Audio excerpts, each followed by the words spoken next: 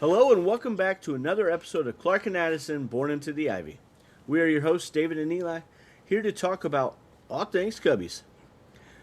Since we last talked, we talked about the international free agent market and how that had opened up, and we headlined some of the big ones. No other really big ones, but the list that the Cubs have signed now is 28 total IFAs.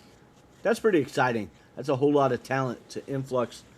And a lot of these guys are 16, 17, 18 years old. You know what I mean? So Right on. they're quite a ways away. That's awesome though. Some of them could turn into something. You know what I mean? Mm-hmm. That nobody knows about. So that's where Amaya came from, and numerous others. But Amaya is like the first one that comes to my mind. He wasn't signed with much fanfare at all. You know what I mean? Mm-hmm. And I love that guy. Ballesteros came from that, but he was signed with a little more hype and stuff. He's young. You know what I mean? But Right. So also there've been a lot of top 100 lists that have come out. The top 100 prospect list, the top 100 in MLB right now. Those are all aired on MLB Network. There was two big things with the top 100 that I didn't like one bit. One of them was Kyle Tucker was ranked 21st. I just don't understand that. If it's I about don't either. right now, I hate it. then I don't see how he could be ranked that high. Do you? Right. Absolutely not. Even during while he was a Cub, I didn't really like Kyle Tucker. We remember when we were talking about him, how I felt about Kyle Tucker half the time. But very much so. again, And yeah. I like Kyle. I just don't think Kyle deserves to be ranked as the 21st best player in baseball right now. Especially with right the now. amount of effort he puts in. Does he have the capabilities? Absolutely. To be higher than that. But that doesn't mean he should be right now, based on the season he just had. I also completely don't understand how in the hell Nico Horner is not in the top 100. And you brought this to my attention. I hadn't been paying all that much attention. I was going to look at it at the end, and you had texted me asking me if I had seen that, and I just am in absolute disgust by that. And I mean disgust. I think if anybody deserved to be on the top 100 on the Cubs, it would be Nico Horner. Not saying he should be above those people, but again, I think he deserved it the most. He played one hell of a year last year. I Batting think he deserves to .297, be- and you're I not a think top 100 player. Yeah. I think he should be somewhere between where Bush and Seiya are. Mm-hmm. In the top 100, the Cubs had 4 players. And a Number Gold Glove. 77. Yeah, his WAR was 5.4. There was not 100 players who had a better WAR than that last year. There wasn't even close. I don't think there was more than 30. And I get it's not all about the WAR, but it's not all about power either, boys and girls. And Right. that's his knock. But it literally is the only freaking thing he doesn't do on a baseball field. It is blasphemy to me that he is not on this list. Seiya Suzuki was number 77. I thought that was pretty decently ranked. You? I agree. Yeah. I wouldn't. Yeah. I don't know. It's tough. I'd like to see He'd him a little higher. absolutely be in the top 100. Yeah, but I could see him being in the 80 range too. I don't disagree. I don't think there's any doubt Nico Horner is a better and more valuable baseball player than Seiya Suzuki. And I'm not trying to take anything away from Seiya. I love Seiya. I think he is a very good baseball player. But Nico is more valuable. And there's no doubt about it to me. Yes, absolutely. I think he's more valuable than Bush. But I see the argument a little bit with Bush. He was number 67. The third highest. I think he rated needed. Cub. I think he needed to be lower in the numbers. You know what I mean? Like, not higher ranked, but lower in the numbers. I think Michael Bush easily was pushing the 50 mark. I don't disagree. I would love that. And I think Michael Bush takes another step this year, too.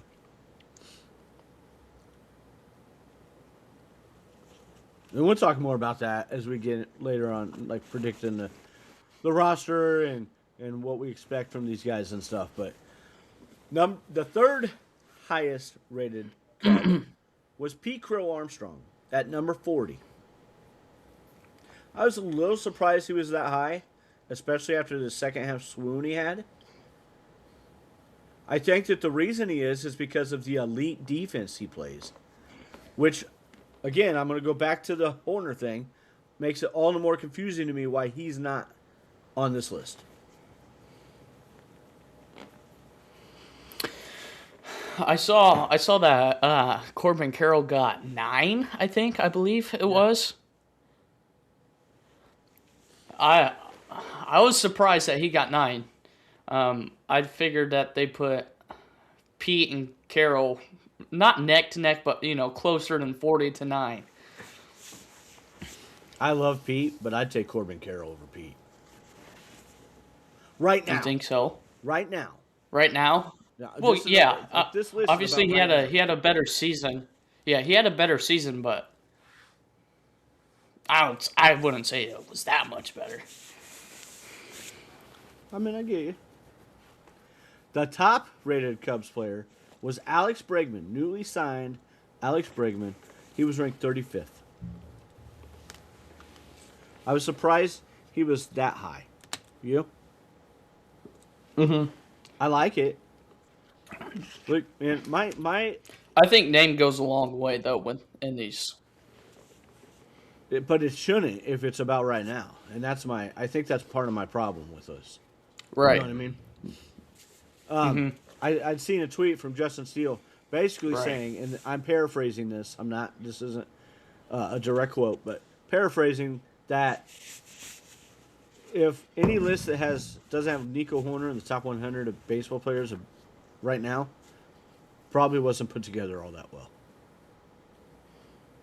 Yeah, I thought that was kind of, you know what I mean? The top two were Shohei Ohtani and Aaron Judge. No discrepancies there, I don't think. You know what I mean? I don't think that the Cubs have anybody that is Right. top 20 worthy yet, but I think that they have some guys who could get to that.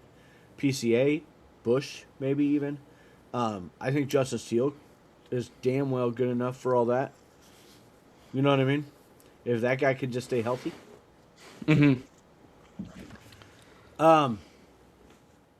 Anybody else besides Nico that you would have liked to see get on this list? I mean, Dansby didn't have a bad year, but I think he's pushing like the 115 rank. I think I'm not sure he's that high. Nico was really the only one that was missing. I think Yeah. Nico was pretty much the only one that was missing.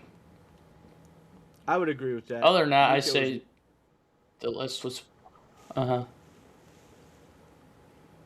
Yeah, I don't disagree. I think Nico is the only one that was glaring to me. But it's pretty glaring. And I haven't gone in to see if there's any other players that I'm like, how the hell are they not on this list? I'm just worried about the Cubs for this. Maybe- You know what I mean? Maybe like Cade Horton too wouldn't be bad. But Yeah, I think if Cade had pitched who knows? more of the season, I probably would have been more on board with that. More games, yeah. Yeah. In total, the teams Matthew with- Boyd maybe. This is part of my issue. and I'll lay this out. The Dodgers had 8 players. I get it. They're great. Yankees had 6. Red Sox, Brewers, Phillies, Mariners had 5. Padres, Cubs, Giants, Rangers, Blue Jays, Braves, Royals, Athletics, and Astros all had 4. I was a little surprised that the A's had that many. And then I saw who they were, and I'm like, eh. I mean, they got some really nice guys in that lineup. They got talent. Yeah, they do.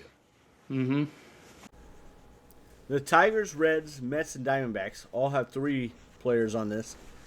The Angels, Rays, Twins, Guardians, Orioles, and free agents have 2. So free agency still has 2 players out there that's in this top list. Framber Valdez is one of them. And the Cardinals, Rockies, White Sox, Marlins, Nationals, and Pirates all had 1. And when I was going through it, like kind of looking to see who I'd take out to put Nico in, it occurred to me, I think that every freaking team is represented in this. And it is. Mm-hmm. Does that make sense? No. I don't think that's by happenstance either, do you? Do what? I don't think that's by happenstance that they made sure every team was represented in this. So how can it be a true list of top 100? Even in their minds. You know what I mean? Like this isn't the All-Star freaking game. Like, I get why you want to have everybody represented in the All-Star game. But I don't for a list like this. James Wood makes sense. Paul Skeens makes sense. The Marlins, White Sox, Rockies guys, they didn't make sense to me. Not even a little bit. You? You know what I mean? No, not at all. Mm-hmm. The Cardinals it was Ivan Herrera. So you know they had to fit him in there. He was number 98. The Rockies representative was number 97, Hunter Goodman. Hunter Goodman's good, but neither one of those guys are even somewhat better than Nico Hoerner. And, frankly, they're not better than Dylan Cease either, who is ranked 100. Mm-hmm. That didn't make sense to me either.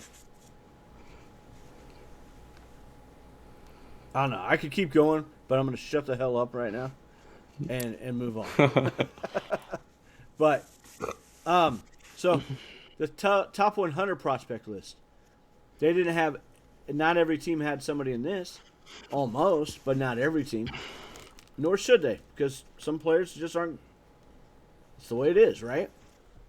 The Cubs had 2 in the top 100. They had number 58, who is quickly climbing this list, Jackson Wiggins. If Jackson doesn't, I'm not advocating for Jackson to come up to the majors this year, but if he doesn't, I think, and he's eligible for this list next year, I think he's in the top 20. That's what I expect from this guy. Like, he's got some filthy stuff, man. You know what I mean?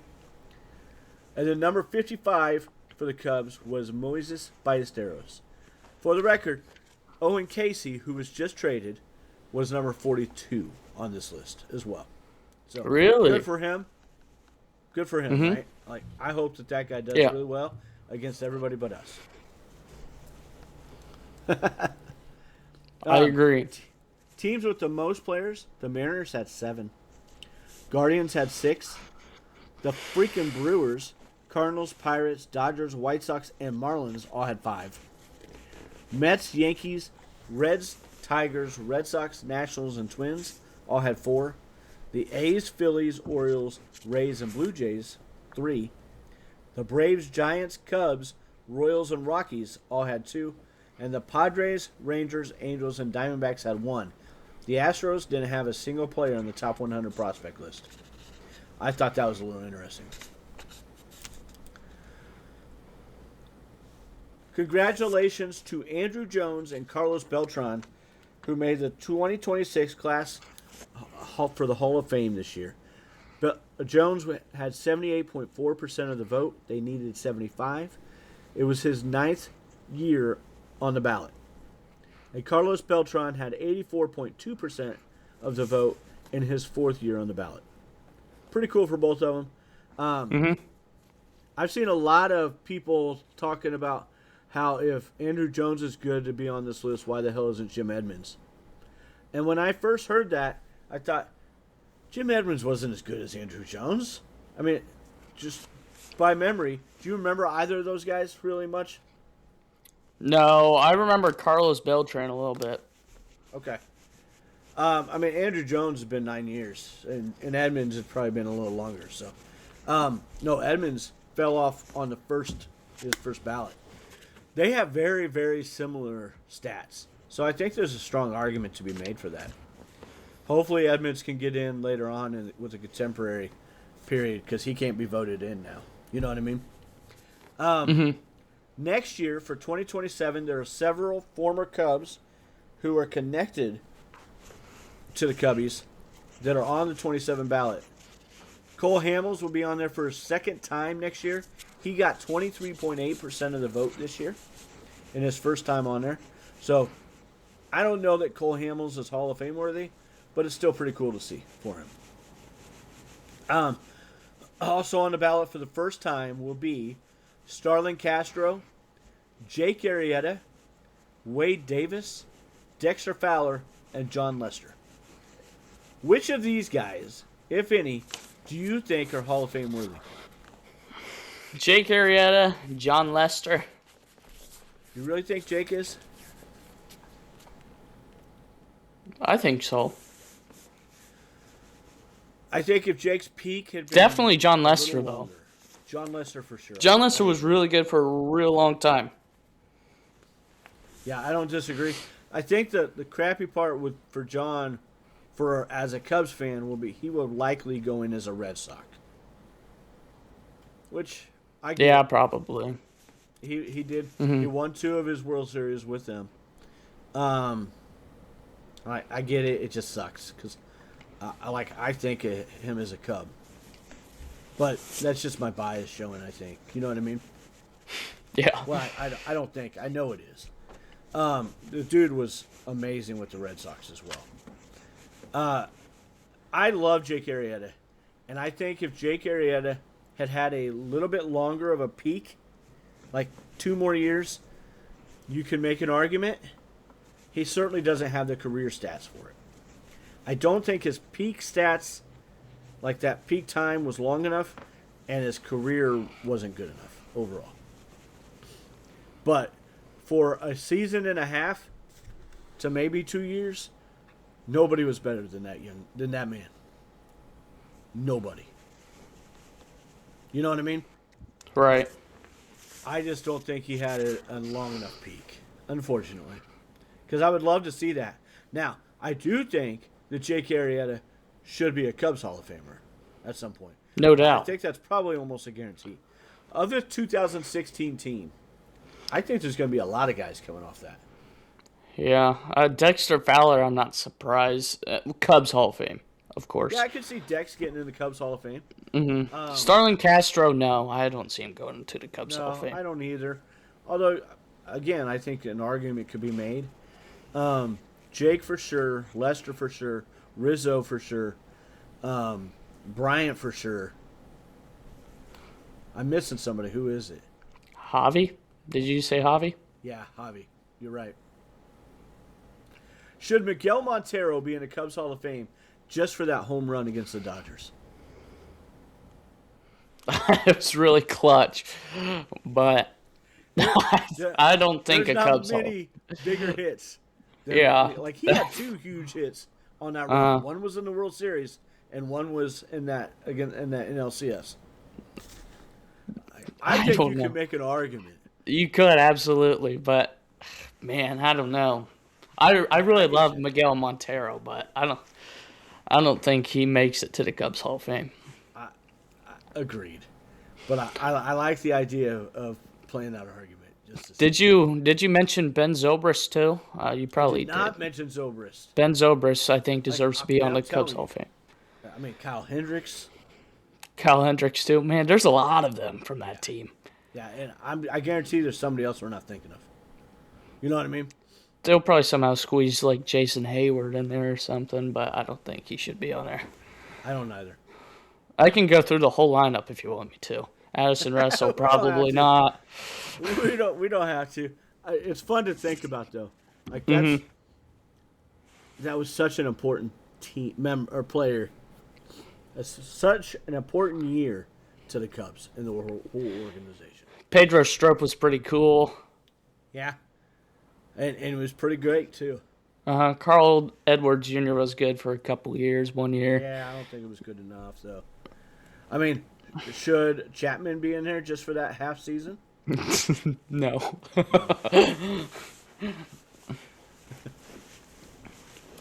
I'm getting stupid now with it. All right, I'll shut up. A couple more minor notes, and then we're going to cut out here. Cubs have signed Chas McCormick to a minor league deal, an outfielder. He played with the Astros. I think from what I've understood and read about, a lot of the same mindset as Alex Bregman. Was a big proponent of Bregman of McCormick, but not near the talent. You know what I mean? Mm-hmm.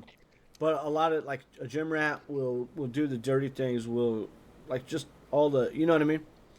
The kind of guys you need to be in the organization, and they can kind of come up or down.